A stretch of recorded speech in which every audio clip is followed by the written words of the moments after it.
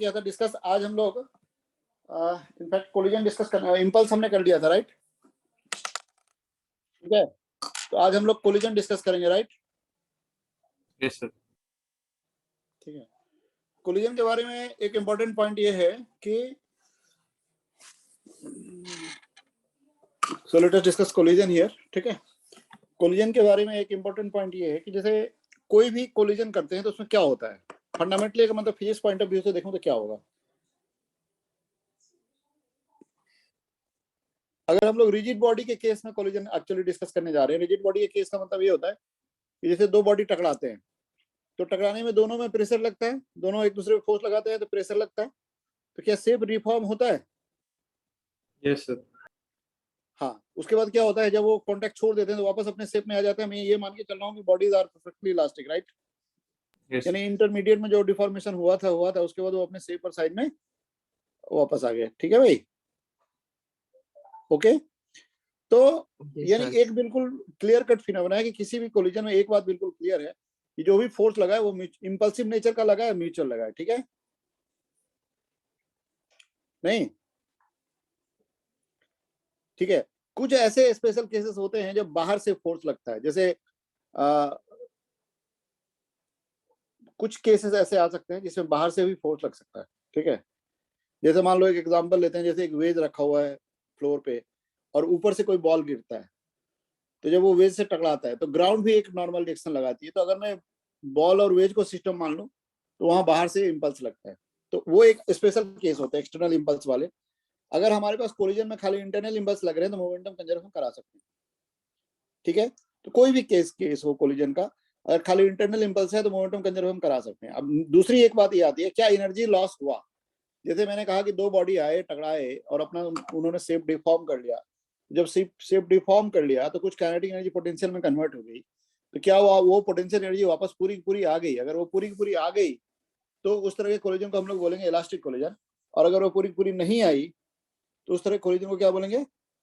Inelastic collision. तो अब collision में जब हम लोग डिवीजन करते हैं ना, तो मेजर डिवीजन दो तरह का होता है। एक होता है कि इलास्टिक इनइलास्टिक, और एक होता है कि एक लाइन या मल्टीपल लाइन, मतलब सिंगल लाइन पे कन्फाइंड है। तो जब सिंगल लाइन पे कोलिजन होता है तो उस तरह के कोलिजन को हम लोग क्या नाम देते हैं? Head on. Head on collision, बिल्कुल, लिख लो। ठीक है, पहले लिख लो, in any collision, in any collision, ये सारे कोलिजन के लिए वैलिड है, ये एकदम जनरल बात है जो सारे कोलिजन। लिख लो, in any collision if the impulsive forces are mutual, momentum of both the bodies remains conserved. In any collision, if impulsive forces are mutual, momentum of both the bodies is क्या? Conserved. Clear है भाई? Yes sir. In any collision, if internal forces are if impulsive forces are mutual, momentum of both the bodies remains conserved. ये बात आप किसी भी type के collision में लगा। हाँ सर, आपकी वॉइस बहुत ब्रेक हो रही है, आप रिपीट कर दोगे? ब्रेक क्यों हो रही है? तुम्हारे इसमें दिक्कत होगी, तुमको भी ब्रेक हो रही है क्या? नहीं सर, आज मेरा इशू है सर, मैं हॉटस्पॉट से हूँ। ओके, मैं रिपीट कर देता हूँ, कोई दिक्कत नहीं। मैं कह रहा हूँ कि जैसे किसी भी लिख लो एक बार, कोई दिक्कत, लिख लो तुम। इन any collision if impulsive forces are mutual, momentum of the system remains conserved.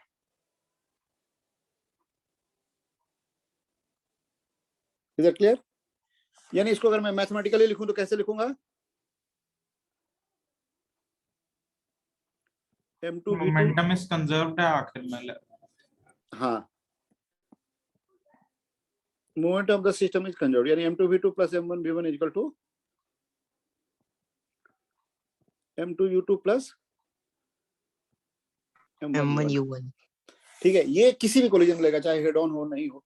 खाली ये होगा अगर हेड ऑन नहीं होगा तो वेक्टर फॉर्म में लेना पड़ेगा, या कंपोनेंट्स के अलोंग कंजर्व करा देंगे, और अगर हेड ऑन होगा तो जो लाइन है उसी को एक्स मान के उसके अलोंग कंजर्व करा देंगे। ठीक है, ओके, ये बात हमेशा ध्यान रखनी है। मतलब किसी भी कोलिजन में मोमेंटम तो कंजर्व होता ही है, अगर खाली इंटरनल इंपल्सिव फोर्स म्यूचुअल हो।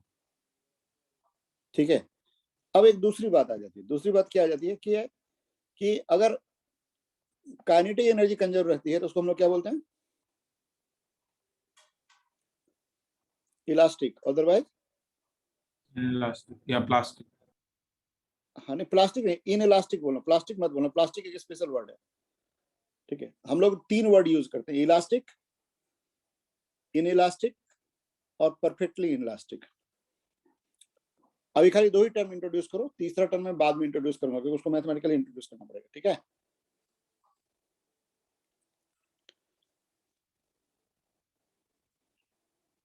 सर प्लास्टिक मतलब वो परमानेंटली डिफॉर्म हो जाता है ना? प्लास्टिक वर्ड हम लोग यहाँ यूज ही नहीं करते हैं। प्लास्टिक वर्ड कोलिजन में नहीं यूज करते। कोलिजन में हम लोग इलास्टिक, इन इलास्टिक और perfectly in elastic word use करते हैं। Okay sir. ठीक है, अभी एक लाइन की तरह लिख लो इसको, शुरू में जैसे लिखते हैं ऐसा लिख लो। ठीक है, ठीक। If kinetic energy just after collision is equal to just before collision, collision is called elastic. If kinetic energy just after collision is equal to just before collision, collision is called क्या? Elastic. यानी एक important point ये है com, जिससे ये आया। दूसरा है कंजर्वेशन ऑफ एनर्जी, मतलब इलास्टिक में। लेकिन देखो इलास्टिक में एक बात ध्यान देना, एक बहुत कंसेप्चुअल बात बता रहा हूं, ये just before and just after के लिए है।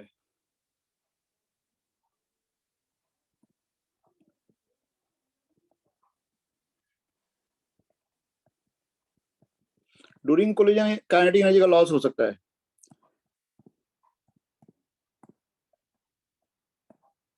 के फाइनल इक्वल टू के आई, यानी half M B two square, यानी स्पीड का मैग्नीट्यूड है ये।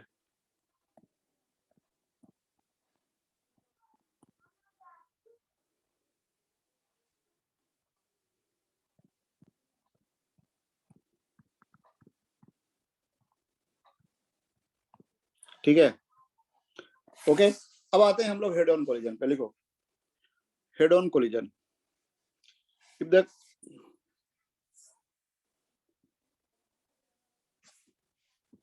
The motion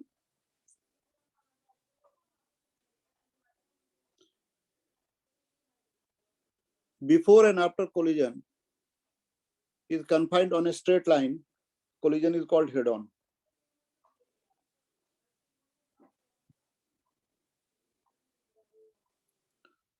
If motion before and after collision is confined in a straight line, collision is called क्या? Head on collision. Head on collision. ठीक है, यानी अब देखो एक बात तुम देख सकते हो कि हमारे पास एक टर्म होता है कोएफिशिएंट ऑफ रेस्टिट्यूशन। ठीक है, लिखो in a head on collision coefficient of restitution is defined as E is equal to minus of relative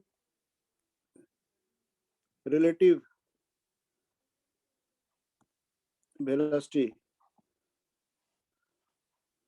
after collision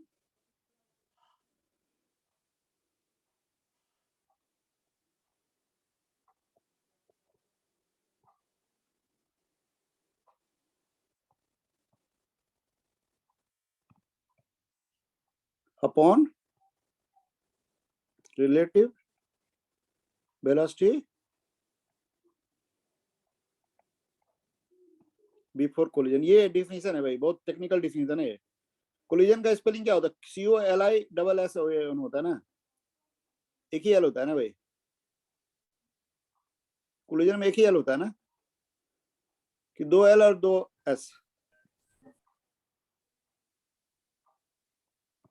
अच्छा 2 एल और 2 एस होते हैं। ठीक है, याद आ गया। ठीक, इधर क्लियर समझ आ रहा है? सिंगल एस होता है, दो एल होते हैं।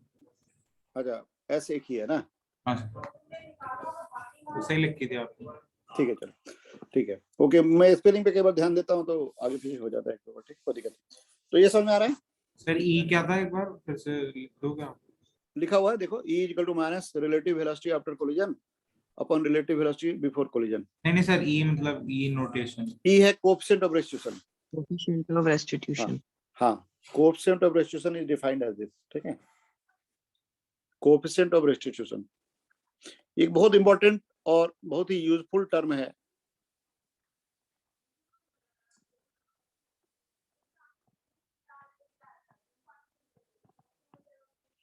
क्यों है ये यूजफुल टर्म, मैं बताऊं। Coefficient of restitution is very important and useful term. Why it is useful? Because इस टर्म के साथ हम लोग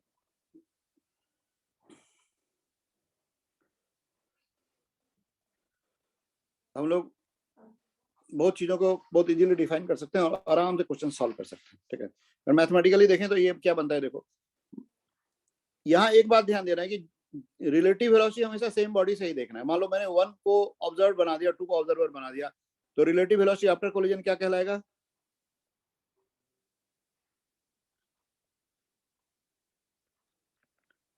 वन ऑब्जर्व है, तो 1 अगर ऑब्जर्व है और 2 अगर ऑब्जर्वर है तो बिफोर आफ्टर दोनों वही रखना है। तो minus of v2 minus v1 upon u2 minus u1। समझ में आ रहा है क्या? यस सर, लेकिन मॉड लेते हैं ना सर Yes, sir. वैल्यूज का। नहीं, मॉड मत लेना, एकदम बिल्कुल ऐसे ही लेना, ठीक है, समझ में आ रहा है? साइन इसीलिए मैंने लिया है, मॉड तो एक सिंपलिस्टिक वे है, तो मॉड लिए बिना ऐसे लिख सकते हो। समझ में आ रहा है? सर मतलब एक एग्जांपल दे दो, मतलब इसका मतलब ये हो गया कि जिसको इसमें जैसे v2 माइनस v1 में बताओ ऑब्जर्वर कौन है, ऑब्जर्व कौन है? सर v2 V2 2 ऑब्जर्व है, 1 ऑब्जर्वर है, हाँ सर। तो नीचे भी 2 ऑब्जर्वर है, ऑब्जर्व है, 1 ऑब्जर्वर है, और माइनस साइन ये इंडिकेट कर रहा है कि रिलेटिव वेलोसिटी का डायरेक्शन रिवर्स हो गया। यानी अगर 2 पहले मेरी तरफ आ रहा था तो बाद में 2 मेरे से दूर जा रहा होगा। तो सर अगर जैसे V2 माइनस V1 नेगेटिव भी आ रहा है तो हम नेगेटिव से मल्टीप्लाई करके उसे पॉजिटिव वो अपने आप इसमें आ जाएगा, इस फॉर्मूले में माइनस दिया ही हुआ है इसलिए ये अपने आप आ जाएगा तुम्हारा, ठीक है। यानी इसका जो कंक्लूजन है वो ये है, तुम हमेशा ये यूज कर लेना। सर v2 तो हम minus as it is value रखेंगे ना, मतलब मॉड। इसमें साइन के साथ लेना है, बिल्कुल ये ध्यान देना है, हाँ ठीक है सर। साइन के साथ लेना है, तभी तो ये फार्मूला ज्यादा पावरफुल बनेगा। मॉड डालने से फार्मूला का पावर खत्म हो जाता है, ठीक है। फिर डायरेक्शन जो है वो तुम्हारे फिजिकल ऑब्जर्वेशन पर डिपेंड करने लग जाता है, ठीक है।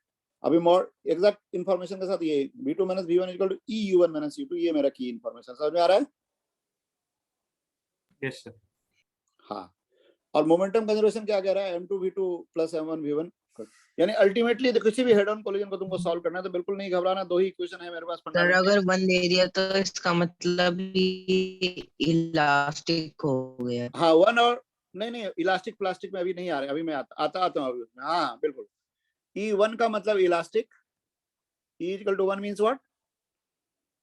इलास्टिक। हाँ, E अगर लेस देन 1 है तो कोलिजन को क्या बोलते हैं? इनएलास्टिक। हाँ, और इसमें अगर E 0 हो जाए, ये एक स्पेशल वर्ड है देखो, तो इनइलास्टिक का स्पेशल कंप्लीटली केस है ये। इनएलास्टिक। हाँ, perfectly inelastic, this is the word. अच्छा अगर E 0 हो जाए तो परफेक्टली इनइलास्टिक वर्ड यूज करोगे, यानी हेड ऑन में कोलिजन के बाद दोनों बॉडी एक साथ चलेंगे, ठीक है भाई। Yes sir. परफेक्टली इलास्टिक ये वर्ड है। तो ये 3 तरह के वर्ड हैं ई के हिसाब से। E1 का मतलब काइनेटिक एनर्जी कांस्टेंट रह जाएगा, तुम चेक कर सकते हो।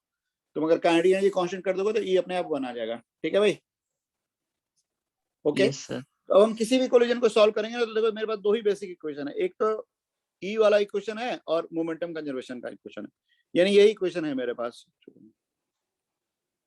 यानी तुम इसको ऐसे करोगे, m2 सॉल्व करने के लिए देखो ये this equation is the most useful, proper sign के साथ लेना, लेकिन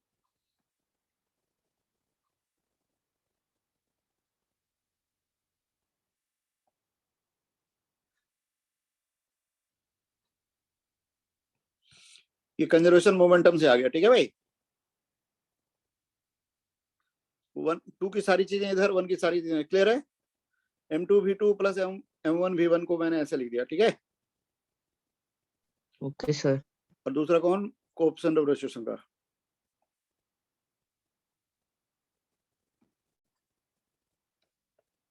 ठीक है, ये जो दो इक्वेशन है ना, बिल्कुल भगवान है, कोलिजन का भगवान, God of collision, right? Sorry, यहाँ पे वन गया, हो गया। These two equations are god of collision. Is that clear? Yes sir. These two equations are god of collision. अगर आप इनको यूज कर लेंगे तो हेड ऑन कोलिजन की सारी बातें हो जाएंगी, और ऑब्लिक में भी 90% काम तो इसी से हो जाएगा। इसके अलावा एक छोटी सी बात ध्यान रखनी पड़ेगी, जो मैं ऑब्लिक के समय बताऊंगा तुमको, ठीक है? ये जो दो इक्वेशन है ना, यही भगवान है पूरे कोलिजन का। पूरी किसी भी टाइप का कोलिजन का विजुअलाइज करना है तो यही चीज करनी, ठीक है? ओके। और एक और बात है कि जो लॉस इन काइनेटिक एनर्जी है, उसको भी आप ई के फॉर्मूले से देख सकते हैं कि देखो, जो भी लॉस होता है ना, वो सेंटर मास फ्रेम में ही होता है, क्योंकि सेंटर मास की वेलोसिटी चेंज नहीं होती है, ठीक है? और सेंटर मास फ्रेम में अगर आप वेलोसिटी की बात करेंगे तो जो लॉस इन काइनेटिक एनर्जी होता है उसका भी एक फॉर्मूला निकाल सकते हो तुम हमेशा। किसी भी कोलिजन में जो लॉस होता है, ठीक है भाई, काइनेटिक एनर्जी का लॉस इन के, उसका फॉर्मूला ये होता है। हेड ऑन में अभी बोल रहा हूँ, के आई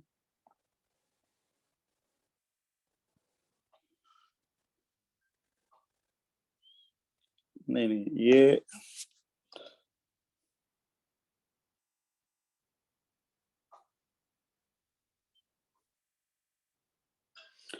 किया है, लेकिन सेंटर मास फ्रेम में निकालना पड़ेगा फिर।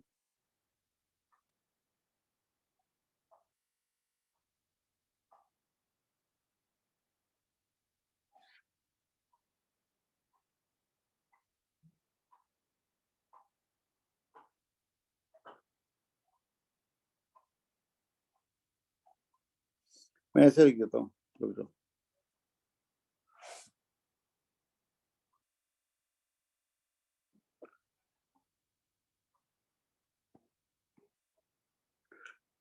यहाँ एक वर्ड में लिख रहा हूँ, इन COM frame.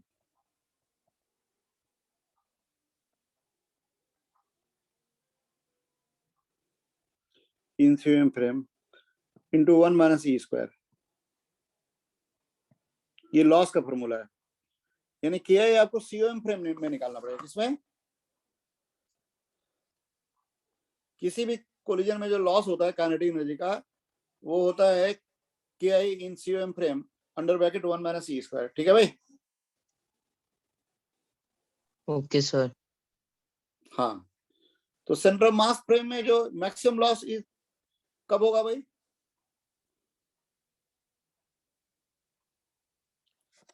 when E equal to what? 0। हाँ, ठीक है, मतलब इन इलास्टिक कोलिजन में लिख लो, in perfectly elastic collision the loss in kinetic energy is maximum. जितना ई कम होगा लॉस उतना ज्यादा हो जाएगा, ठीक है? Loss is maximum in perfectly elastic collision, ठीक है? ओके। Yes sir. हाँ, तो ये कुछ इंपॉर्टेंट इंफॉर्मेशन है जिन्हीं को आप एक्चुअली लगाते हैं किसी भी कोलिजन में, ठीक है? और एक और बात ध्यान देनी है, जैसे मान लो हमारे पास जब आगे का क्या लिखा है इक्वल टू के बाद, आप एक बार पढ़ दोगे? लॉस इन के इक्वल टू के आई, ब्रैकेट में लिख दिया इन COM फ्रेम, ठीक है, into 1 minus e square. Yes.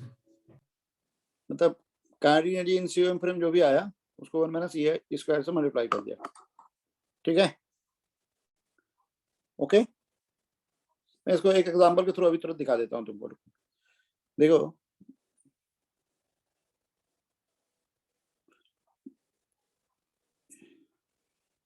ये 2 किलोग्राम का ब्लॉक है, वो ऐसे आ रहा है, और ये 1 किलोग्राम का ब्लॉक है, ये ऐसे जा रहा है, ठीक है भाई? 2 किलोग्राम का ब्लॉक का वेलोसिटी है 4 मीटर पर सेकंड। कितना? और 1 किलोग्राम का 1 मीटर पर सेकंड। ठीक है, समझ में आ रहा है क्या? Yes sir. हाँ, और ई दिया हुआ 1/√2 कितना, हाउ मच, कितना 1/√2। ठीक है, हाँ, तुम बताओ what is the loss in kinetic energy? Purpose is just to apply the last equation. Last में जो बताया है लॉस इन काइनेटिक एनर्जी वो समझाना चाह रहा हूँ। बताओ what is the loss in kinetic energy, जल्दी से बताओ।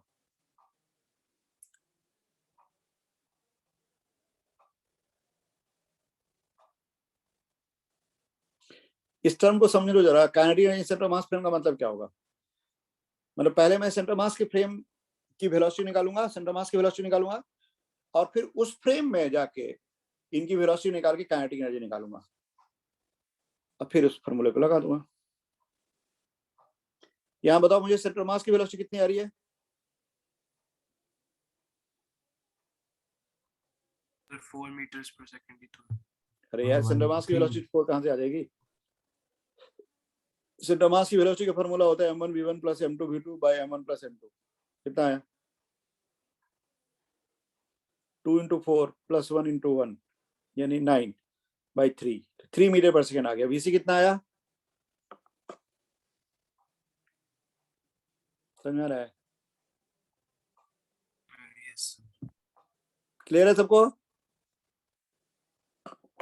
यस क्या सर। भाई, सेंटर मास की वेलोसिटी कितनी आई? 3 मीटर सेकंड पर। हाँ, तो अब बताओ सेंटर मास की वेलोसिटी आ गई 3 मीटर पर सेकंड, तो 2 की वेलोसिटी सेंटर मास फ्रेम में कितनी है? 4 - 3 यानी इस तरफ है 1 मीटर पर सेकंड। समझ में आया? समझ में आ रहा है? Yes sir. अच्छा, और 1 की कितनी है? 1 - 3, तो -2 का मतलब इस तरफ 2 मीटर पर सेकंड। समझ में आ रहा है क्या? हाँ सर। तो अब मुझे बताओ kinetic energy centre mass frame में कितनी हो गई? ये 2 किलोग्राम है, ये 1 किलोग्राम है। So what is KI in centre mass frame, जल्दी बताओ। 27/2। अरे यार, ये जो 2 किलोग्राम है वो 1 मीटर से जा रहा है, तो उसकी काइनेटिक एनर्जी कितनी हुई? ½ × 2 × अच्छा 1 हाँ स्क्वायर। हाँ हाँ। तो ये हो गया 1 जूल, और वो हो गया ½ × 1 × 2 स्क्वायर, तो वो 2 जूल, तो 3 जूल हुआ ना। कितना हुआ? Yes sir. कितना हुआ? 3 जूल। हाँ, तो kinetic energy loss in kinetic energy KI in centre mass frame × 1 - c square, तो कितना आया भाई? 3 × 1 - 1/√2 का स्क्वायर, यानी व्हाट डू गेट? 1/2 हो गए, 3/2 यानी 1.5 जूल। मेरा आंसर है 1.5 जूल।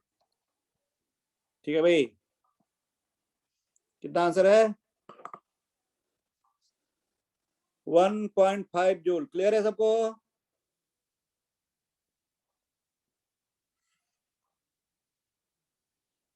मेरा is it clear? Abdullah, Rishik, clear है सबको? Yes sir. हाँ, इससे आसान तरीके से लॉस इन काइनेटिक एनर्जी कोई नहीं निकाल सकता। ठीक है भाई? सर एक बार काइनेटिक एनर्जी कैसे हमने निकाली वो फिर से बता दो।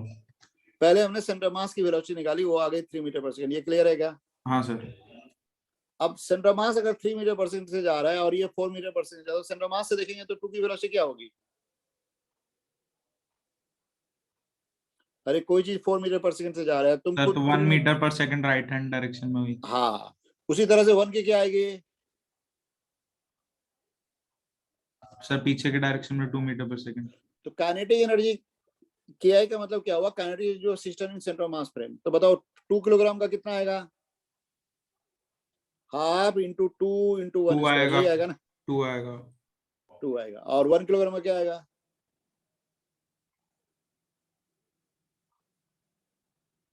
1। 1 कैसे आएगा? 2 आएगा ना भाई।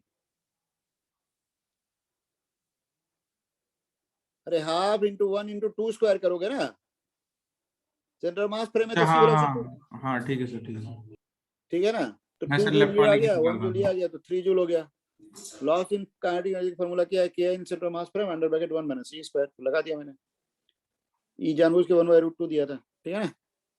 सर ई यूजुअली गिवन होगा हमें। हाँ तो कुछ ना कुछ तो गिवन होगा, तभी तो निकाल पाओगे, कैसे निकालोगे। ठीक है सर। ई नहीं दिया होगा तो ई ही पूछ लिया होगा उस पर, ठीक है। मतलब कुछ ना कुछ गिवन होगा, कुछ ना कुछ अननोन होगा, तो क्वेश्चन कर लोगे ना भाई। हाँ सर। हाँ ओके चलो ठीक है। अब मैं कुछ कुछ क्वेश्चंस ले रहा हूँ अभी, इन्हीं के एप्लीकेशंस हैं, तो आई होप कि you are able to do them, ठीक है। एक मेरा बहुत पेट क्वेश्चन है, मैं 20 साल 2000 ईस्वी से करा रहा हूँ, कितना हुआ अब 22 होने जा रहा है, तो मतलब 22 सालों से करा रहा हूँ एक क्वेश्चन, ठीक है। मैंने बहुत पहले इसको फिरजी के ITS में डाला था, मतलब 2000 ईस्वी में ही शायद डाला था, उसके बाद ये क्वेश्चन बहुत हिट हो गया था, बहुत सारे जगहों पे क्वेश्चन मैंने देखा बाद में, ठीक है। ओके, ये 3 आइडेंटिकल बॉल है, सेम मास के हैं, ठीक है भाई। इनको चलो नाम दे देते हैं ABC, ठीक है भाई, राइट। इन सब के बीच में, इन लगातार बॉलों के बीच का जो गैप है ना, वो 10 मीटर दिया हुआ, कितना।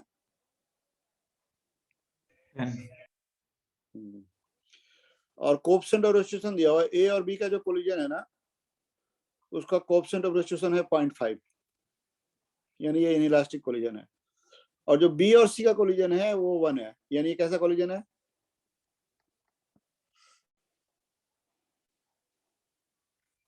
मतलब A और B का जो कोलिजन है वो इनइलास्टिक है, और B और C का कोलिजन इलास्टिक है, ठीक है भाई। Yes sir. सभी के मासेस एकदम सेम है, ठीक है। A को मैंने एक वेलोसिटी दे दी, मान लो 10 मीटर पर सेकंड, कितना।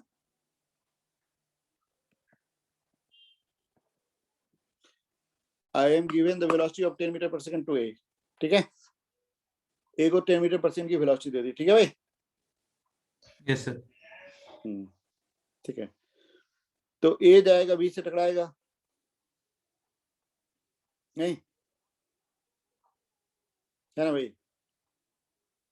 हाँ सर। उसके बाद A और B की कुछ वेलोसिटी आएगी, ठीक है। फिर B जाएगा आगे C से टकराएगा, है ना।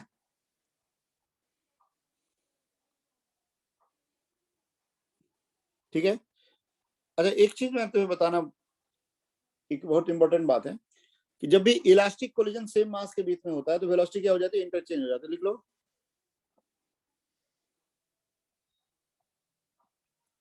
ठीक है, लिखो। इन case of elastic collision between same mass, velocities are interchanged after collision, ठीक है भाई। In case of elastic collision between same mass, velocities are interchanged after collision, यानी सेम मास के बीच में जब भी इलास्टिक कोलिजन होगा तो वेलोसिटी इंटरचेंज हो जाएगा, मतलब ए की वेलोसिटी बी की हो जाएगी, बी की वेलोसिटी ए की हो जाएगी, ठीक है। इलास्टिक में ऐसा होता है, दूसरे में नहीं। सर तो ए और बी की इनइलास्टिक गिवन है ना। हाँ ए और बी की इलास्टिक, जैसे बी और सी का अगर हम लोग देखें तो इलास्टिक है, तो क्या होगा, जो बी की वेलोसिटी उसी को मिल जाएगी, और जो सी की वेलोसिटी वो बी के पास आ जाएगी, ठीक है। मतलब जब भी दो मास सेम मास के पार्टिकल में इलास्टिक कोलिजन होगा, मतलब in case of elastic collision between same mass, velocities are interchange, ये स्टैंडर्ड थ्योरी की तरह हम यूज कर सकते हैं, ठीक है भाई।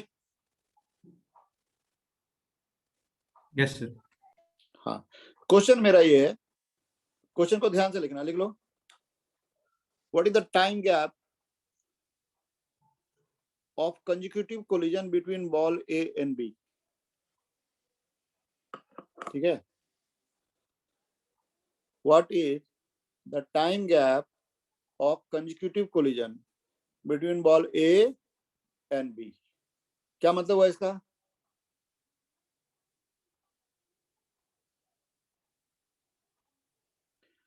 Question is what is the time gap of consecutive collision between ball A and B, बताओ इसका मतलब क्या होना चाहिए। हमें टाइम निकालना है, कितना टाइम पीरियड में कोलिजन हुआ सर ए और बी के बीच में? हाँ, इसका मतलब हुआ ए और बी के बीच में 2 कोलिजन होंगे और उन 2 कोलिजन के बीच में कितना टाइम होगा ये लगेगा, ये बताना है। चलिए बताइए, solve it and tell me.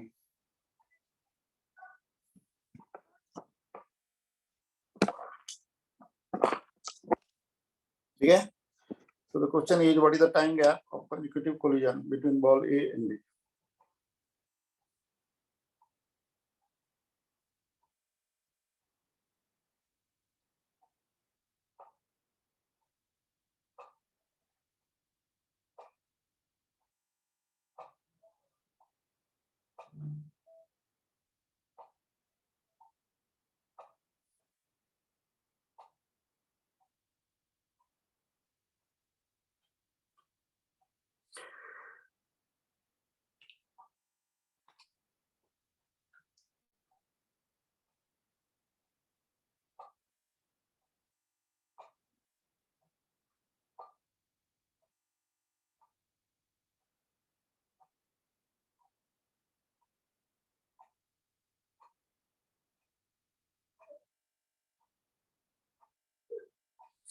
Yes, very good, बहुत बढ़िया।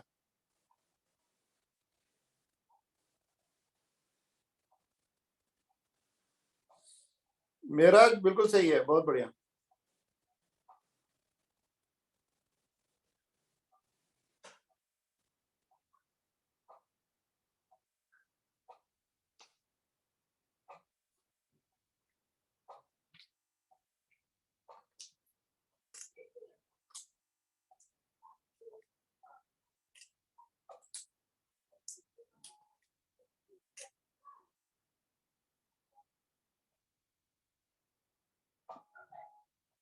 सर इसको शुरू कैसे करेंगे, थोड़ा वो बता दो। जैसे ए जाएगा बी से टकराएगा, यस सर। तो ये बताओ टकराने के बाद ए की क्या वेलोसिटी हो जाएगी, बी की क्या वेलोसिटी हो जाएगी? पहला कोलिजन ए और बी के बीच में होगा ना, हाँ सर। तो टकराने के बाद ए और बी की क्या क्या वेलोसिटी हो जाएगी, ये बताओ।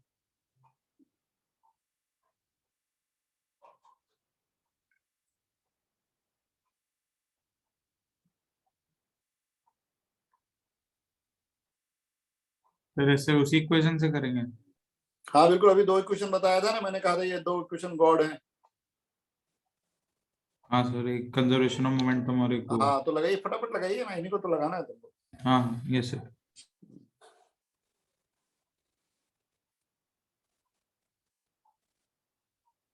वैसे कंजर्वेशन ऑफ काइनेटिक एनर्जी वाला हम लगा सकते हैं। अरे भाई मेरे, अगर कोलिजन इलास्टिक होगा तब लगाएंगे ना, तो उसको लगा के लंबा करने की क्या जरूरत है? छोटा सा लीनियर इक्वेशन मुझे मिला हुआ है, तो उसको यूज करेंगे ना जल्दी से जल्दी। सर जो कंजर्वेशन ऑफ मोमेंटम वाला है। एक तो मोमेंटम वाला और एक कोएफिशिएंट और रेस्ट्रिक्शन वाला, 2 इक्वेशन बताए थे ना मैंने। हाँ सर। सर ई V1 वाला यूज करेंगे सर हम लोग ना शायद से। हाँ, तो यहाँ पे ई ए और बी के बीच में 0.5 है ना, तो 0.5 वाला यूज करो, जल्दी से करो। यस। हाँ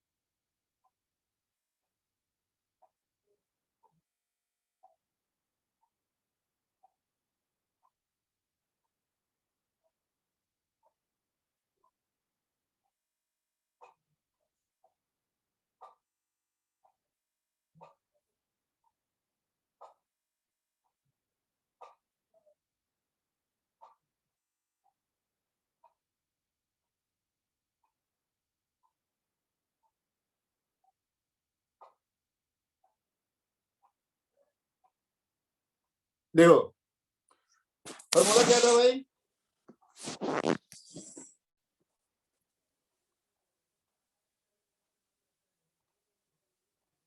sir EU1 M2 V2 minus U2 equal to M1 U1 minus V1, यही ना भाई? Yes sir. ठीक है,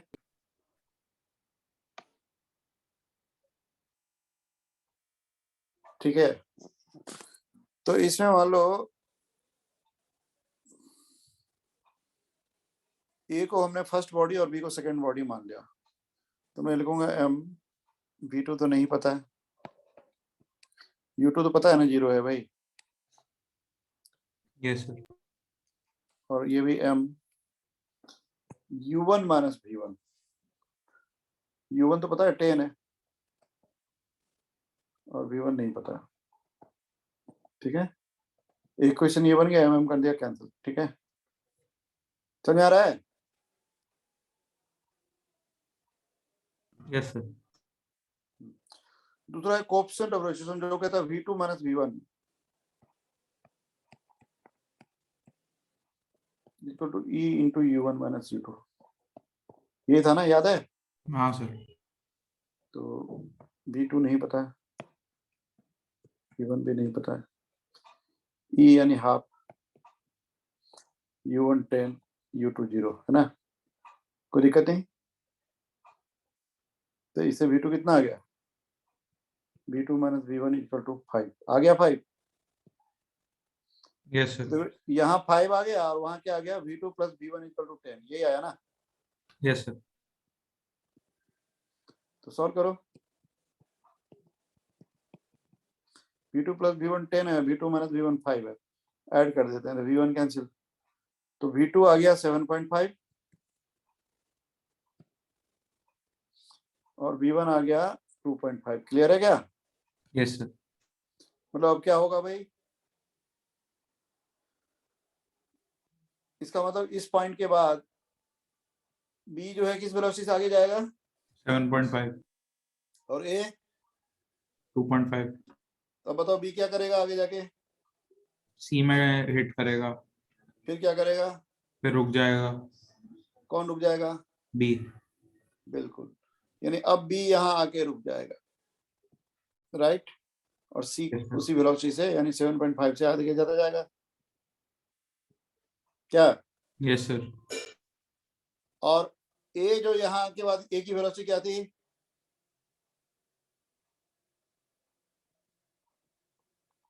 2.5। तो वो क्या करेगा फिर यहाँ के टकराएगा ना B से। Yes sir. तो बताओ A और B के बीच में जो दो लगातार कोलिजन हुए उसका टाइम क्या हो गया,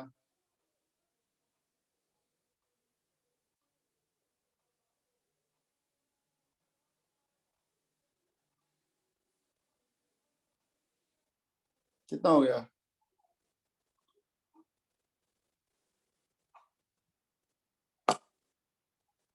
अरे भाई 2.5 मीटर पर सेकंड से यहाँ गया ना ये, यस सर। कितना टाइम लगा होगा? 7 सेकंड। 10 बाई 2.5 कितना होता है? 4 meters per second.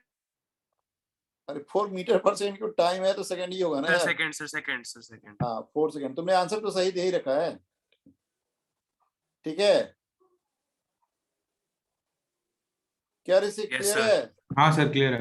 हाँ तो आंसर आ गया 4 सेकंड। ठीक है, ओके। तो मैंने देखो एक Yes, बात sir. तुम्हें समझा रखी है कि ये जो दो इक्वेशन है ना, कोएफिशिएंट और मोमेंटम कंजर्वेशन वाले, ये दो बेसिक इक्वेशन है, ज्यादातर हेड ऑन कोलिजन में बस यही यूज होंगे। ठीक है, इनको यूज Yes, करके sir. जो अननोन होगा उसकी बात हम लोग कर लेंगे। ठीक है, एक्चुअली ज्यादातर क्वेश्चन में ना कोलिजन का जो प्रोसेस होता है क्वेश्चन का एक पार्ट होता है। ठीक है, मेजर क्वेश्चंस में collision is a part of the question, उसको हम यूज करते हैं, यानी किसी फिनोमेना के साथ कोलिजन अटैच कर देते हैं और उसके बाद आगे की चीजें पूछते हैं। कर लोगे? Yes sir. हाँ नीट में सर इस लेवल का ही आएगा सर क्वेश्चंस क्या? हाँ, स्ट्रेट फॉरवर्ड मतलब ऐसे क्वेश्चन आते हैं जो सीधा डायरेक्ट एप्लीकेशंस कर रहे हैं और उसको यूज कर रहे हो। थोड़े देर ऐसे आते हैं जैसे तुमने बहुत तेजी से आंसर दिया, मुझे बहुत अच्छा लगा, वेरी गुड। मतलब ये है कि देखो ऊपर से विजुलाइज करना आना चाहिए। अगर आप ऊपर से विजुलाइज करना सीख लोगे तो कैलकुलेशन मिनिमाइज हो जाएगा, नहीं तो क्या होगा, अननेसेसरी कैलकुलेट ही करते रह जाओगे। ठीक है, Okay, sir. और खास के नीट के लिए बड़ा जरूरी है कि आप क्वेश्चंस को देखते ही बात समझ जाएं और उन्हीं चीजों का इक्वेशन बनाएं जो एकदम जरूरी हो। क्योंकि जितना ज्यादा तुम इक्वेशन बनाते चले जाओगे उतना ज्यादा टाइम कंज्यूमिंग होगा, उतना ज्यादा एरर की प्रोबेबिलिटी बढ़ जाएगी। ठीक है, और जितना कम इक्वेशन बनाएंगे उतना हम ज्यादा सटीक आंसर पे जाएंगे और कैलकुलेशन कम करेंगे तो एरर की प्रोबेबिलिटी भी बहुत कम होगी और टाइम भी बचेगा। ठीक है, तो बहुत सारी बातें ऊपर से देख के ही क्लियर हो जाएंगी। जब तुमको लग रहा है कि नहीं इसको तो इक्वेशन बनाना ही पड़ेगा तो हम इक्वेशन बनाएंगे। ठीक है, Yes, ओके। हाँ, अब यहाँ पे बस मैं एक क्वेश्चन और देता हूँ, बहुत ज्यादा मैं इसमें स्टिक नहीं करता बिकॉज फंडामेंटल्स तो यही हैं और एक दो स्टैंडर्ड बातें हैं जिन पे मैं फिर जाने की कोशिश करूंगा। पहले मैं ये कर देता हूँ एक दो क्वेश्चन और इसके एप्लीकेशन के, जो पॉपुलर एप्लीकेशन है वो मैं करा देता हूँ। एक पॉपुलर एप्लीकेशन ये है कि एक बॉल है, ठीक है, और एक आइडेंटिकल बॉल ऐसे हैंग कर रहा है, सेम लेंथ के स्ट्रिंग है, यहाँ पे हैंग कर रखा है दोनों को। ठीक है भाई, दो बॉल हैं सेम मास के हैं, ठीक है, same mass same length L है मान लो। ठीक है, और ये जो आएगा यहाँ पर टकराएगा, इस कोलिजन के लिए ई दिया हुआ है 0.5। क्या कितना दिया है? 0.5। हाँ, तो इसको ए नाम दिया, इसको बी नाम दिया। ठीक है, समझ में आ रहा है? Yes sir. ठीक है, to what maximum height B rises after collision with A? First collision with A. To what maximum height B rises after first collision with A? अब A को छोड़ेंगे तो ये क्या करेगा, ऐसे सर्कुलर मोशन करते हुए नीचे आएगा ना भाई। हाँ सर, ये सर एक बार कोशिश कर रहे हैं करने की। हाँ बिल्कुल, तुम्हारे लिए ही दिया है, कोशिश किया, मुझे रिजल्ट लाके दो भाई। ठीक है, ए को छोड़ दिया, ऐसे घूमते हुए आया, बी से टकराया। क्वेश्चन ये है, to what maximum height B rises after first collision with B? Sir A कितनी हाइट पे एच मान लें? मतलब स्ट्रिंग का लेंथ एल दिया हुआ तो बी से तो एल हाइट पे ही है ना। अच्छा हाँ। स्ट्रिंग का लेंथ दोनों केस में एल दिया हुआ तो ए का जो हाइट है वो बी के लेवल से तो एल ही हुआ ना। Yes sir.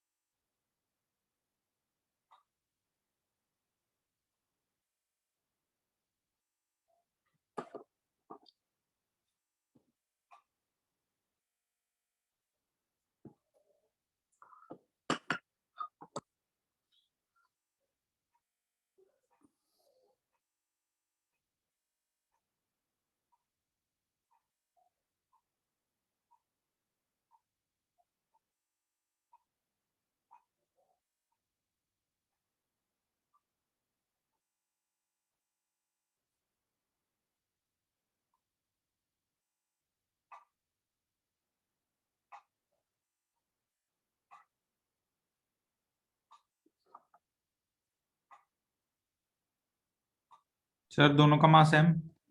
हाँ सेम मास है।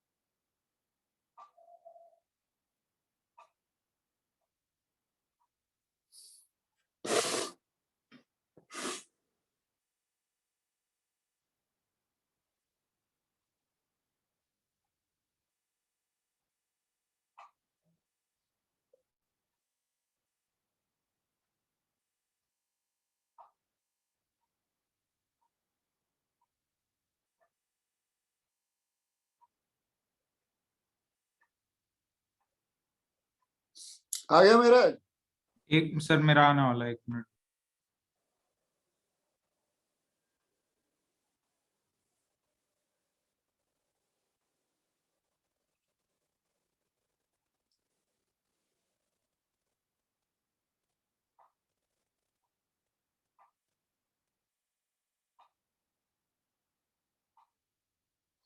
यस, बिल्कुल करेक्ट, बहुत बढ़िया। The answer is 9/16L। Very good, बहुत बढ़िया। देखो इस क्वेश्चन का जो पहला पार्ट है वो तो बिल्कुल पिछले क्वेश्चन जैसा ही है। कोलिजन से जस्ट पहले ए की वेलोसिटी कितनी है? मतलब ए को अगर मैं फर्स्ट बॉल मान लूं तो I know u1 is √2gl, ठीक है, एंड u2 इज 0। जब मैं सॉल्व करूंगा तो मुझे v2 जो मिलेगा वो मिलेगा 3/4 इंटू √2gl, ठीक है ना? ठीक है, यानी जो कोलिजन के बाद सेकंड बॉल की काइनेटिक एनर्जी है kv जस्ट आफ्टर कोलिजन, वो हो गया हाफ m v2 का स्क्वायर। और इसी काइनेटिक एनर्जी की वजह से ऊपर जाएगा, मान लो ये h हाइट तक जा रहा है तो mgh से इक्वेट कर देंगे इसको। So mm cancel out, h equal to v2 square by 2g। इसको यहाँ पे हम रख देंगे, सॉल्व करके आ जाएगा h equal to 9/16L। Clear है?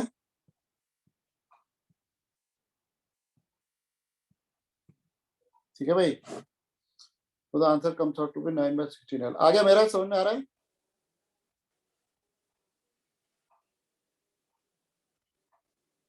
Yes, sir. हाँ, तो अब देखो ऐसे एप्लीकेशंस आएंगे छोटे छोटे, लेकिन उन पे जैसे कोलिजन की जो बेसिक बात है वो लगानी पड़ जाएगी, तो ऐसे क्वेश्चन आएंगे। ठीक है, ओके, ठीक है। कई बार ऐसे क्वेश्चन भी आ सकते हैं जिसमें जैसे प्रीवियस में फ्रिक्शन वगैरह इन्वॉल्व हो, तो फ्रिक्शन इन्वॉल्व होने के दो तरीके होते हैं। एक तो आसान तरीका होता है, बड़ा तरीका होता है। आसान तरीके में कैसे क्वेश्चन होते हैं, जैसे मान लो एक ब्लॉक है यहाँ पे, ठीक है, इसको मैंने कोई वेलोसिटी दे दी u, ठीक है, और यहाँ से l डिस्टेंस बाद एक दूसरा ब्लॉक रखा हुआ, इसको a मान लो, इसको b मान लो। कैलकुलेशन के सिंप्लिसिटी के लिए मैं सेम मास लेके चल रहा हूँ, ठीक है। a और b में जो कोलिजन है, उस कोलिजन के लिए जो वैल्यू है वो है, चलो ऐसा करते हैं कि 0.5 ही मान लेते हैं, मान ले 0.5, और ये डिस्टेंस l है, ठीक है, ओके। और यहाँ पे ना रफ सरफेस है, रफ सरफेस का मतलब ये है कि फ्रिक्शन हमको दिया हुआ म्यू, म्यू इज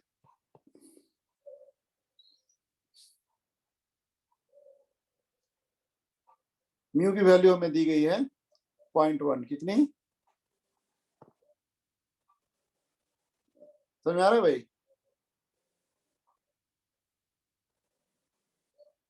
म्यू दिया हुआ कितना?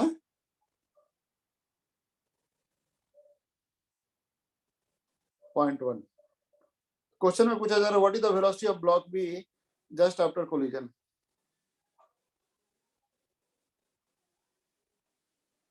म्यू दे दिया 0.1।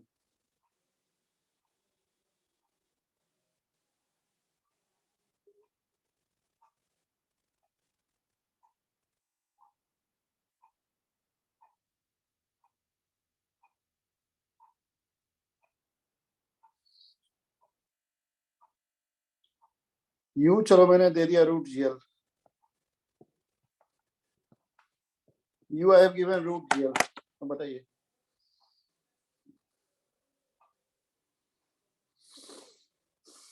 You is √gl। सर वो बीच में कितना गैप है, l?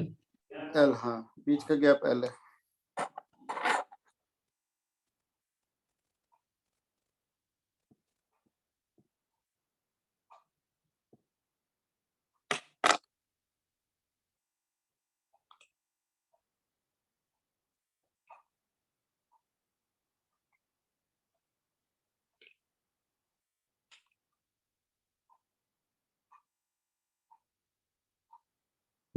l है।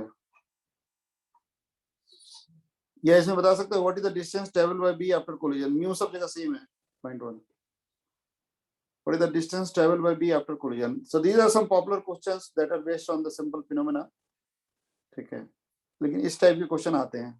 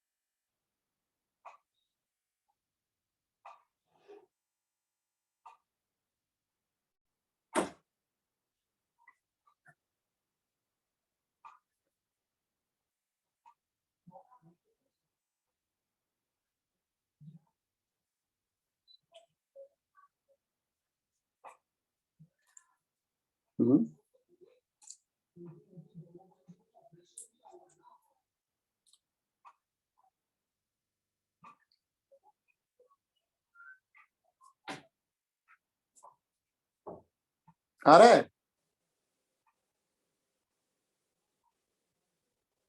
अच्छा ये बताओ, कोलिजन से जस्ट पहले ए की क्या वेलोसिटी है? 0.5।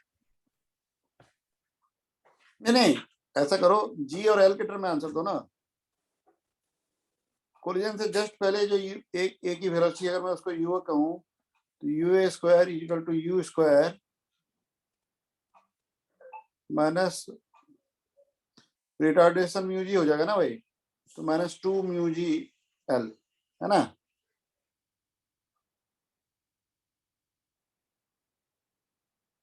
तो ये आ जाएगा 0.8 जी एल, राइट? सर ये कैसा है, एक बार एक्सप्लेन करिए। अरे v square equal to u square plus 2as, भूल गया क्या? अच्छा हाँ हाँ सॉरी सॉरी। हाँ, कोलिजन से जस्ट पहले ए की वेलोसिटी ये है और बी की क्या वेलोसिटी है? 0 है। यू बी क्या है? 0। बी तो तब तक रेस्ट पे ही रहेगा ना, जब तक कोई टकराया नहीं उससे। समझ में आया? आ रही बात समझ में? बोलो Yes, भाई। sir. हाँ, तो ये हो गया। अब इसका मतलब क्या हो गया? मतलब यू ए तो ये है रूट ऑफ दिस, ठीक है, मतलब ये है, और कोएफिशिएंट रेजिस्टेंस 0.5 है। तो हम जानते हैं कि अगर एक मूव कर रहा होता है दूसरा रुका होता है, कोएफिशिएंट रेजिस्टेंस 0.5 होता है, 3/4 टाइम्स हो जाता है। अभी दो क्वेश्चन में तो एक ही हम लोग, ठीक है। तो अगर मैं पूछूं what is the velocity of B just after collision, तो तुम्हारा आंसर है 3/4 टाइम्स ऑफ, ठीक है, यू ए, नहीं यानी 3/4 of root 0.8 G L. Clear है भाई? समझ में आ रहा है ना? Yes, sir. ये कि बी की वेलोसिटी आ गई जस्ट आफ्टर कोलिजन। अब यहाँ ध्यान देना, इस टाइप के कोलिजन के प्रोसेस में हम फ्रिक्शन का कोई रोल इसलिए नहीं होगा कि कोलिजन, फ्रिक्शन का जो फोर्स है वो नॉन इंपल्सिव है। तो जब कोलिजन इंपल्सिव फोर्स लगता है तो हम लोग नॉन इंपल्सिव फोर्सेस नहीं कंसीडर करते हैं, ठीक है। लेकिन यहाँ से यहाँ तक के मोशन में फ्रिक्शन हमने लिया था, कोलिजन में खाली फ्रिक्शन नहीं यूज किया हम लोग। समझ में आ रहा है? Yes sir. ये बड़ा कॉन्सेप्चुअल बात है कि हम लोग जब कोलिजन का प्रोसेस होता है उस समय हम लोग अगर नॉन इंपल्सिव फोर्सेस लग रहा है तो उसको काउंट नहीं करते हैं, ठीक है। सर हाँ, सर मैं भूल गया, हमने एक्सेलरेशन कैसे निकाला है? अरे v square equal to u square plus 2as वाले फॉर्मूले से। हाँ सर वो तो ठीक है सर, एक्सेलरेशन हमने क्या लगाया, यू म्यू जी। अरे एक्सेलरेशन फ्रिक्शन बाय मास कर दिया ना, फ्रिक्शन क्या होगा? Mu M G. हाँ सर। तो mu M G by M. हाँ ठीक है सर। तो म्यू जी हो गया ना फ्रिक्शन रिटार्डेशन। ठीक है, ठीक है भाई। Yes sir. तो बताओ मेरे क्वेश्चन का क्या आंसर है। अब आगे क्या होगा, बी जब स्लाइड करेगा तो ये जो वेलोसिटी मैंने बी की निकाली वो तो इनिशियल वेलोसिटी हो गई। मान लो इसके बाद ये एल डैश स्लाइड कर रहा है तो हम लोग क्या लिखेंगे, वी वी स्क्वायर, यानी ये 3/4 का square into 0.8 GL minus 2 mu G L dash, है ना। इसको 0 से इक्वेट कर देंगे, फाइनल वेलोसिटी 0 हो जाएगी जब रुक जाएगा तो एल डैश आ जाएगा मेरा। कितना आ गया,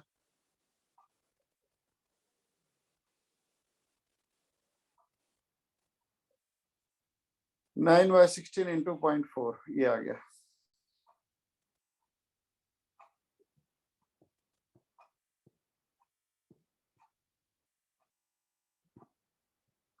ठीक है भाई, ये आंसर ये आ गया 9/16 इंटू 0.4। वो तो कुछ भी आता है वो अलग बात है, बाकी बात समझ में आ रही है। बताइए क्या ऋषिक। Yes sir. हाँ, तो ऐसे क्वेश्चन आएंगे, स्टैंडर्ड क्वेश्चन हैं ये सब, ये तीनों स्टैंडर्ड क्वेश्चन है, ध्यान रखना। ऐसे क्वेश्चन आएंगे तो झटके से कर लेना, ठीक है। ओके, अब इसके बाद मैं एक बात कहने जा रहा हूँ। कई बार ऐसा होता है कि जैसे किसी पार्टिकल का किसी हेवी मास से कोलिजन हो रहा है। हेवी मास से मान लो एक बॉल को मैंने एक ट्रक की तरफ फेंक दिया, तो जब बॉल ट्रक से टकराएगा तो ट्रक को कोई फर्क पड़ेगा? नहीं सर। नहीं पड़ेगा। तो ऐसे केस में हम लोग क्या करते हैं, सिर्फ कोएफिशिएंट ऑफ डिस्ट्रीब्यूशन से चीजों को सॉल्व कर लेते हैं। ठीक है, लिख लो, in collision of a particle with a heavy mass, मतलब m2 2 greater than m1 है, in collision of a particle with heavy mass there is no change in velocity of heavy mass, यानी v2 इक्वल टू u2 होगा। ठीक है, क्या हो जाएगा, in collision of a particle with heavy mass there is no change in velocity of heavy mass. Clear है? Yes sir. हाँ, यानी जो हेवी मास की वेलोसिटी बिफोर थी वही आफ्टर है, उसमें कोई चेंज नहीं आएगा। तो अब इस तरह के क्वेश्चन को सॉल्व कैसे करेंगे, एक ही क्वेश्चन सॉल्व कर लेंगे कोएफिशिएंट ऑफ डिस्ट्रीब्यूशन वाले से। v2 minus v1 equal to क्या होता है, तो यहाँ पे देखो v2 और u2 तो हमको पता ही है, जो u2 है वही v2 है ना। तो अगर हमको u1 पता है तो v1 छोड़ के सब कुछ पता है, तो v1 मिल जाएगा इससे, नहीं। अगर दोनों मास की कोलिजन से पहले मुझे वेलोसिटी पता है तो v2 की तो बाय डिफॉल्ट पता है क्योंकि उसकी वेलोसिटी चेंज नहीं होगी। तो अब एक ही बचा अननोन v1, वो इस इक्वेशन से सॉल्व हो जाएगा, है ना। वैल्यू टू कंजर्वेशन मोमेंटम ही है, बट वो प्रैक्टिकली कुछ दे नहीं पाएगा। ठीक है, is that clear?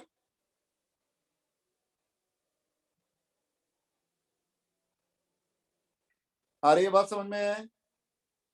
Yes, sir. हाँ, तो इस पे बेस्ड क्वेश्चन हम लोग कर सकते हैं। जैसे मान लो मैं एक क्वेश्चन पूछ रहा हूँ तुमसे, एक बहुत ही हेवी ब्लॉक है,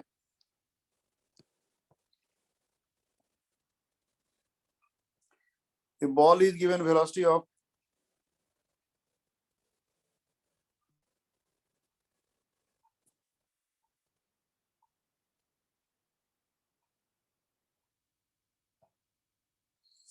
8 meter per second.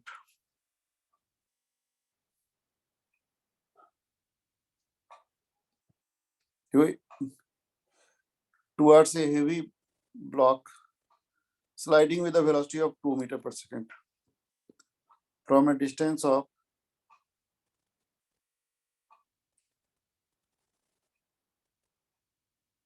12 metre.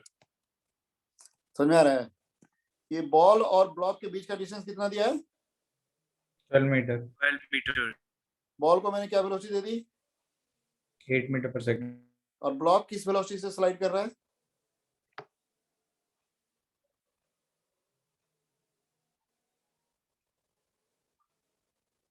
Block किस वेलोसिटी स्लाइड कर रहा है? फ्रिक्शनलेस सरफेस है, किस वेलोसिटी स्लाइड कर रहा है?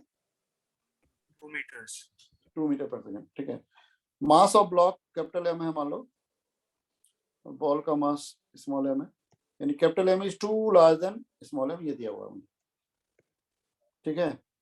ये पॉइंट ए है जहां मैंने वेलोसिटी दी, ठीक है। और coefficient of rotation for the collision is given as 0.5। कितना दिया है भाई? 0.5. हाँ, क्वेश्चन है after what time the ball again cross point A. After what time the ball again crosses point A, कितनी देर के बाद बॉल फिर से पॉइंट ए को क्रॉस करेगा, ये बताना।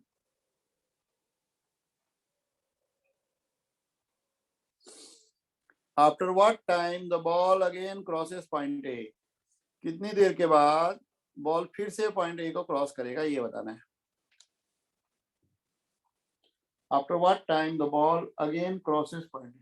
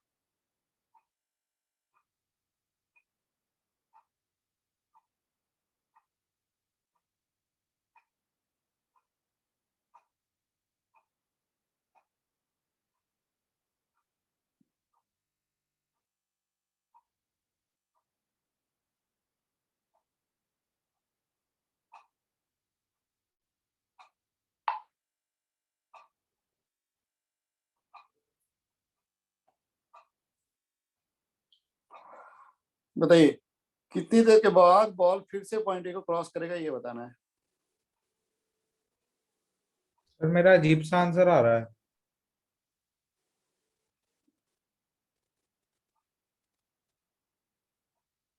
अजीब सा?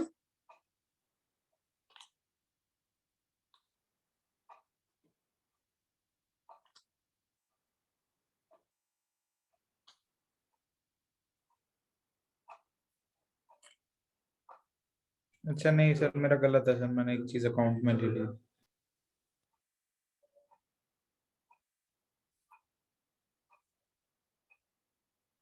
सर इसमें रिलेटिव वेलोसिटी लगा के करना पड़ेगा ना?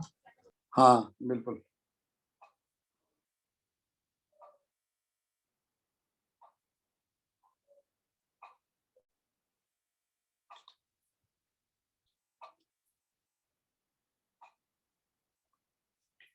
आंसर आएगा बड़ा अच्छा सा, क्या आएगा बताऊं? सर मेरा तो आ रहा है कि रीबाउंड सेम वेलोसिटी से होगा, नहीं मतलब 8 से ही होगा। नहीं, 8 से कैसे हो सकता है? 0.5 है ना ई।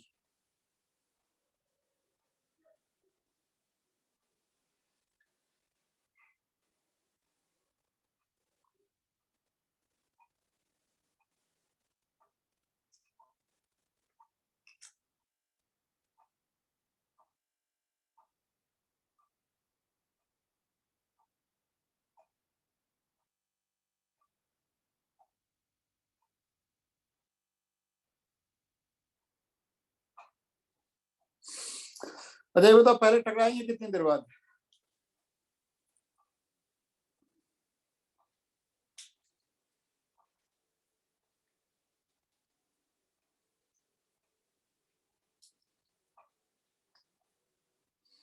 कितनी देर बाद टकराएंगे भाई?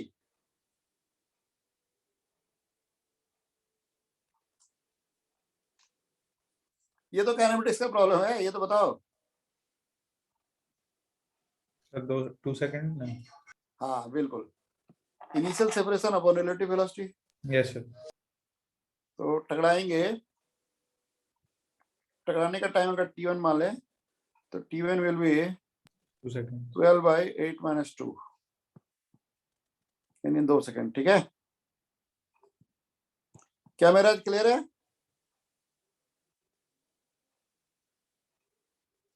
Yes, hello, sir. क्लियर है ना? Yes, sir. The particle collide with the box block after 2 second. ठीक है, तब तक बताओ कितना दूर आ चुके होंगे? ये तो 4 मीटर और आगे आ गया होगा। नहीं, ओ सर वो 16 आ गया होगा। हाँ टोटल 16 आ गया। ठीक है, अच्छा अब टकराने के बाद बताओ U1 क्या है? इस फॉर्मूले में देखे तो V2 V1 हमको निकालना है। V2 क्या है? V2 equal to same U2। Sir 2 ही होगा। हाँ, तो मैं ऐसे लिखूंगा 2 minus V1 equal to E यानी हाफ इंटू U1 यानी 8 माइनस 2। ये ना भाई,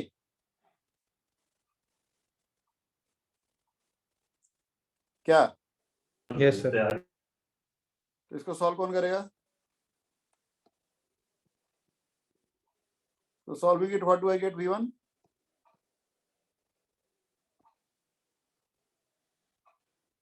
बताइए। -1।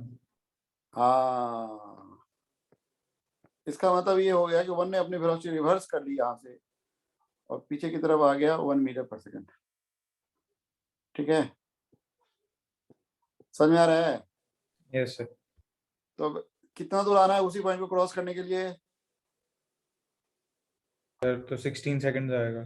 हाँ, तो फिर वापस लौटने का जो टाइम होगा वो होगा 16 सेकंड।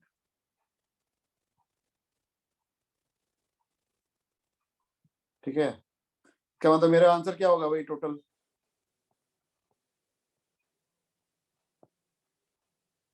Sir 18 second. 18 सेकंड। ठीक है, समझ में आया? तो मतलब ये एक कोलिजन का एक स्पेशल फिनोमेना है कि अगर एक मास बहुत बड़ा हो जाए तो उसका वेलोसिटी चेंज नहीं होगा और उसको हम लोग सीधा कोएफिशिएंट ऑफ डिस्ट्रीब्यूशन सॉल्व कर लेते हैं। ठीक है भाई? ठीक है, तो चलो हेड ऑन को लेकर के ये सब इंपॉर्टेंट बातें हैं जो मैंने तुमसे आज डिस्कस किया, और एनर्जी लॉस एक इंपॉर्टेंट बात है जिसको मैंने डिस्कस कर लिया तुमसे। ठीक है, इसके बाद एक बहुत इंपॉर्टेंट सी बात आती है कि ओब्लिक कोलिजन क्या है? What is the oblique collision?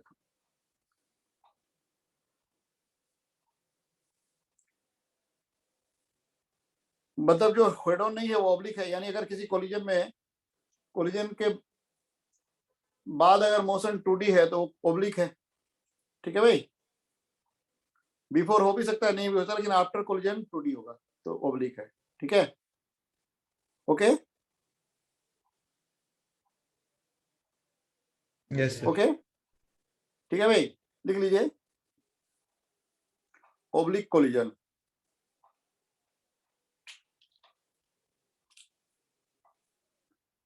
After collision particles move along different line. ठीक है,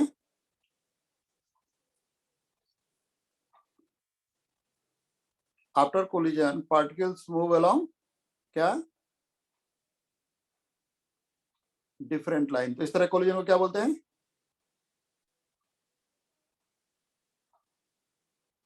क्या बोलते हैं भाई? सर वॉइस ब्रेक हो गई। After collision particles move along different line, तो इस तरह कोलिजन को क्या बोलते हैं? Oblique collision. हाँ, ऑब्लिक कोलिजन का मतलब ये हो गया कि कोलिजन के बाद जो पार्टिकल हैं वो डिफरेंट लाइन के अलोंग चलेंगे, तो हम लोग कोलिजन को ऑब्लिक कोलिजन कहेंगे। ठीक है भाई, ओके। तो चलिए अब ऑब्लिक की बात हम लोग करते हैं, उसको कैसे सॉल्व करेंगे। देखो ऑब्लिक कोलिजन ज्यादा डिफिकल्ट नहीं है, इसलिए क्योंकि उसमें सारी बातें हेड ऑन वाली ही हैं, बस थोड़ी सी वेरिएशन है, उसको समझने की जरूरत पड़ेगी। जैसे एक्स और वाई एक्सिस होता है ना, उस टाइप से। ठीक है, तो क्लियर है कि जैसे कोई भी ऑब्लिक कोलिजन हो रहा है तो जो पार्टिकल जा रहा है वो जिस पार्टिकल से टकराएगा उसमें जो इम्पैक्ट का लाइन होगा उसके अलोंग फोर्स लगेगा। जैसे मान लो एक एग्जांपल लेता हूं मैं, यहाँ से तुमको शायद समझने में हेल्प मिल जाएगा। जैसे ये मान लो कोई डिस्क है, तुमने कैरम बोर्ड खेला है क्या? किसी ने कैरम बोर्ड खोला है तुम लोगों में से? हाँ सर, बहुत खेल। मान लो जैसे ये स्ट्राइकर है, ऐसे आ रहा है, ऐसे इस लाइन पे चल रहा है मान लो, और ये क्वाइन है, ठीक है, क्या ये क्वाइन है, तो क्या होने जा रहा है बताओ? ये रुका हुआ है क्वाइन, क्या होगा, विजुलाइज कर पा रहे हो? सर वो 9 स्ट्राइकर सर बड़ा वाला है। हाँ, बड़ा वाला स्ट्राइकर है, ये ऐसे आ रहा है, इस लाइन पे आ रहा है मान लो। सर वो ओब्लिकली जाएगा और वो एक तरह से नीचे परपेंडिकुलर एक तरह से आ जाएगा। हाँ, यानी उस इम्पैक्ट, उस टाइम को विजुलाइज करने की कोशिश करें जब इम्पैक्ट हो रहा है, कोलिजन हो रहा है।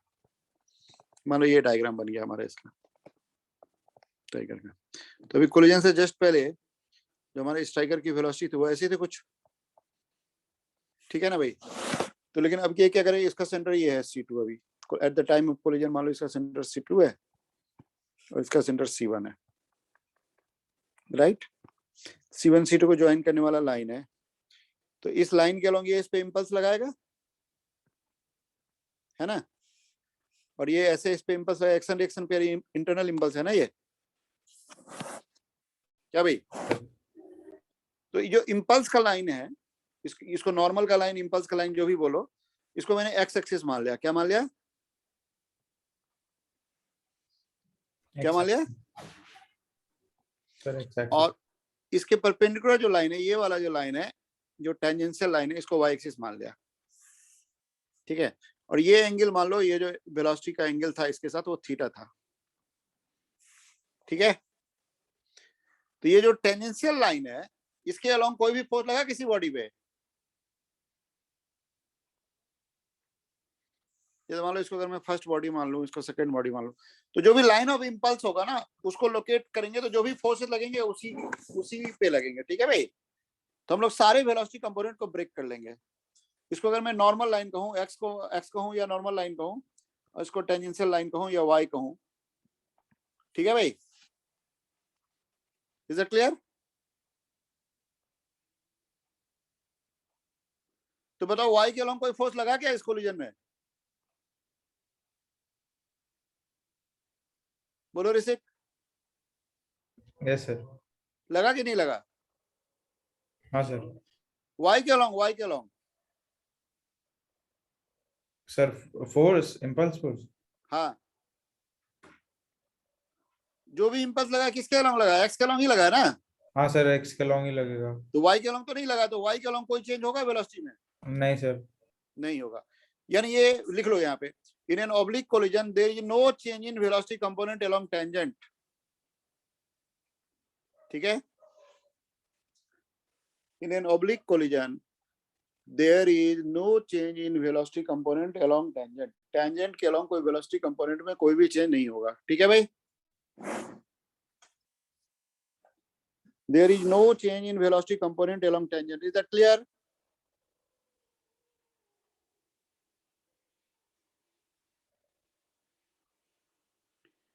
यानी इसका मतलब ये होगा कि टेंजेंट के अलोंग जो भी वेलोसिटी कंपोनेंट पहले था वही रहेगा। यानी आप कहेंगे v1t is equal to what? u1t, clear है? और Yes. क्या, और क्या कहेंगे?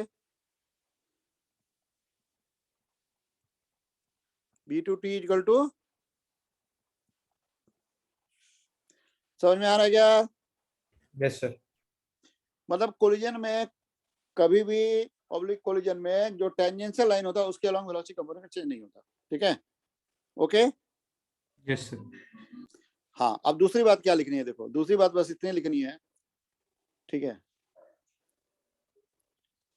Along normal equations are same as head on, along normal equations are same as head on. Head on. यानी क्या था, m2 v2 था ना, तो हम लोग लिखेंगे यहाँ m2 v2n plus m1 v1n equal to what? m2 u2n plus m1 u1n। समझ में आ रहा है क्या? Yes sir. और दूसरा कोएफिशिएंट रेजिस्ट्रेशन का इक्वेशन भी किसी के लिए लगाना है, नॉर्मल के along v2 minus v1 2n minus v1n equal to e into u1n minus u2n। समझ में आ रहा है क्या भाई? हाँ सर क्लियर है। ठीक है, इसका मतलब क्या हुआ, अगर मान लो ओब्लिक कोलिजन हो रहा है सेम मास के बीच में, ओब्लिक इलास्टिक कोलिजन हो अगर सेम मास के बीच में, तो normal component of velocity just interchange हो जाएंगे। ठीक है भाई, यस सर। मतलब बाकी सारी बातें तुम वैसी तरह से लगाओगे जैसे हेड ऑन में लगाते हो, और टेंजेंशियल में कोई फर्क पड़ेगा नहीं।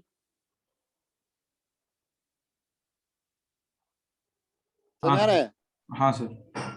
ठीक है, लिख लो यहाँ पे, एक बहुत इंपॉर्टेंट बात है ये, कई बार क्वेश्चन में यूज करते हैं, पहले से ध्यान पे रहे तो इजीली हो जाता है। लिखो। सर और जो दूसरी बॉडी है वो भी सी के लॉन्ग रहेगी नॉर्मल के लॉन्ग? नहीं, नॉर्मल के अलॉन्ग क्यों रहेगी? उसके अगर कोलिजन से पहले नॉर्मल के पर टेंजेंट के अलॉन्ग कोई वेलोसिटी कंपोनेंट थी? सर किसकी? उसकी स्ट्राइकर की? हाँ, इस क्वेश्चन में तो नहीं था, मान लो किसी और क्वेश्चन में ऐसा हो जाता, स्ट्राइकर भी मूव करते हुए आता और जो C1 C2 को ज्वाइन करने वाला लाइन है उसके परपेंडिकुलर कुछ कंपोनेंट होता, तो वो जितना रहता उतना ही रह जाता। अच्छा ओके सर। ठीक है, और पहले से कोई वेलोसिटी जितना भी रहेगा उतना ही रह जाएगा, ये देखना है। मतलब किसी भी बॉडी का टेंजेंट के अलॉन्ग वेलोसिटी कंपोनेंट चेंज नहीं होगा, और नॉर्मल के अलॉन्ग जो भी वेलोसिटी कंपोनेंट चेंज है वो बिल्कुल हेड ऑन कोलिजन की तरह सॉल्व करेंगे। ठीक है, यस सर। हाँ, यहाँ पे एक बात लिख लो, एक इंपॉर्टेंट बात लिख लो। ठीक है, लिखो। सर तो रिजॉल्व करके सेम ही रहेगा सब? हाँ बिल्कुल, लिखो, एक इंपॉर्टेंट पॉइंट लिख लो यहाँ पे। इन case of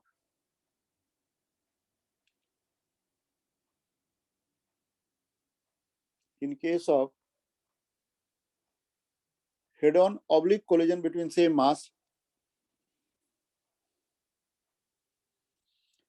in case of head-on oblique collision between same mass, in case of head-on oblique collision between same mass, ठीक है, in case of head-on oblique collision between same mass. same mass, ठीक है, velocity component along normal are interchanged, velocity component along normal are क्या? Interchange. हाँ, ठीक है, वैसे ही हो गया जैसे उसमें था इलास्टिक। हाँ, लेकिन टेंजेंशियल इंटैक्ट रह जाएगा, ये बात। हाँ और सर इसमें भी इलास्टिक होगा तभी होगा या फिर सेम मास है? नहीं, इलास्टिक यही लिखा ना मैं, इन case of head on oblique elastic collision between same मास नहीं लिखा है? नहीं सर। तो इलास्टिक वर्ड डाल दो ना, in case of head on oblique elastic collision between the same mass, velocity component along normal are interchange. ठीक है, इसका एक बड़ा इंपॉर्टेंट एप्लीकेशन होता है जिससे बेस्ट क्वेश्चन अक्सर पूछे जाते हैं, एक क्वेश्चन में करा ही देता हूँ। ये एक क्वेश्चन आता है, दो आइडेंटिकल डिस्क हैं भाई, ठीक है, ओके, ऐसे जैसे उसमें स्ट्राइकर था ना, स्ट्राइकर का मास तो डिफरेंट था। हाँ, ये दो आइडेंटिकल डिस्क हैं, ये आ रहा है किसी वेलोसिटी v नॉट से, ठीक है, राइट, ठीक है, देखो, दो identical disc collide on a smooth horizontal surface,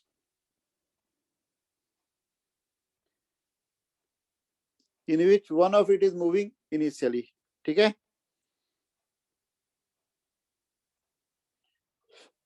clear है भाई? Yes sir. That's shown in diagram. What is the angle between their velocities after collision?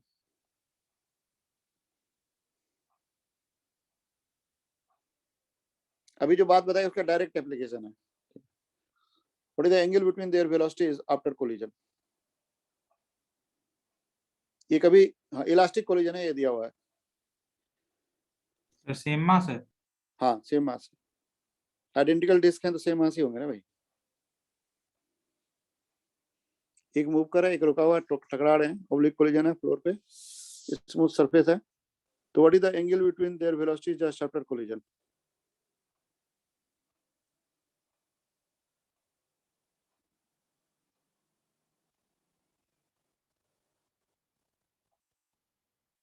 Sir impulse का लाइन कैसे बनाएंगे हम? कुछ भी हो सकता है, मान लेते हैं यही है। सर मतलब हम मान सकते हैं कुछ भी? जैसे ये है मान लो, ऐसे ज्योमेट्री दे देंगे तो बता भी सकते हैं कौन सा होगा, लेकिन अभी मान लो ये है लाइन, तो ये C1 C2 का लाइन हो गया, ठीक है, यानी ये नॉर्मल का लाइन हो गया, और ये टेंजेंट का लाइन हो गया, ठीक है। ये इस तरह से हुआ कि V0 के साथ ये एंगल जो है वो थीटा है, कितना है, थीटा।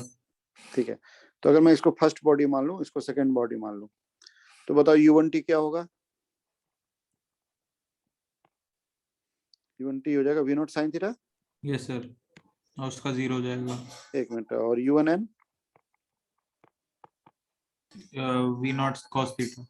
बिल्कुल सही, और U2T 0 और U2N भी 0। हाँ सर। ठीक है। अच्छा, कोलिजन के बाद क्या होगा? Head on elastic collision between same मास है, तो यस जो U1T है वो तो V2T हो जाएगा, हैं? क्यों भाई? नहीं फिर ये समझ नहीं आया। सॉरी, अच्छा जो हाँ हाँ नहीं सर, टेंजेंट के लॉन्ग तो सेम रहेगा ना, U0 टेंजेंट के तो हाँ, तो U1T इक्वल टू V1T हो जाएगा, नहीं? और जो U1N है वो हो जाएगा V2N, राइट? Yes sir. और जो U2T है वही V2T हो जाएगा, यस सर। और जो U2N है वो हो जाएगा V2N, है ना? यानी कोलिजन के बाद इसकी जो भी वेलोसिटी होगी वो टेंजेंट के लॉन्ग होगी। Yes sir. कोलिजन के बाद इसकी जो भी वेलोसिटी होगी वो तो इधर ही होगी, हाँ सर। और इसकी जो भी वेलोसिटी होगी इस तरफ होगी, यस सर, तो 90 डिग्री हो जाएगा। तो एंगल क्या हो गया? 90 डिग्री। ठीक है, समझ में आया? Yes sir. ये ऐसे जा रहा है, वही ऐसे जा रहा है, पता नहीं। समझ में आया? ये बड़ा पॉपुलर क्वेश्चन है, कई बार पूछते हैं, ठीक है। ओके, यस तो इस तरह से हमने कोलिजन्स डिस्कस कर लिया, ठीक है भाई? ओके, यस इम्पल्स हो गया, कोलिजन हो गया, ठीक है। इसमें थोड़ा सा एक चीज में और कोलिजन अंडर एक्सटर्नल इम्पल्स बताना चाहूंगा, हालांकि थोड़ा सा अच्छा लेवल का है, लेकिन ज्यादा टाइम लेके 10 से 15 मिनट में 1-2 क्वेश्चन करा दूंगा, ठीक है। और उसके बाद अगले क्लास में रोटेशन में चलेंगे, ठीक है। Yes sir. ओके, चलो बाय। Thank you sir.